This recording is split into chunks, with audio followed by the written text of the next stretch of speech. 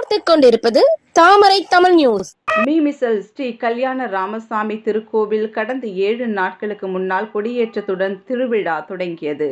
அதன் ஒரு பகுதியாக இன்று ஸ்ரீ ராமபிரானுக்கும் ஸ்ரீ சீதை அம்பாளுக்கும் கல்யாண நிகழ்வு நடைபெற்றது.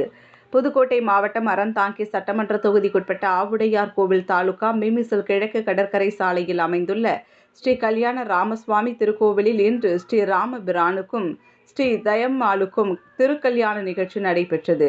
இவ்விழாவானது ராமரை தனி பல்லாக்கிலும் சீதையை தனி பல்லாக்கிலும் தோளில் சுமந்தபடி கோவிலில் வலம் வந்து மேடையில் அமர்த்தினர்.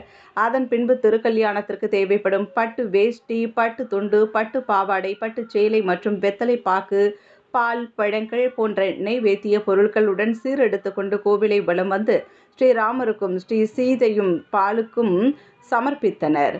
அதன் பின்பு வேதாச்சாரியர்கள் மந்திரம் முழங்க மேல தாளங்களுடன் ராமருக்கும் சீதைக்கும் திருக்கல்யாணம் நடைபெற்றது.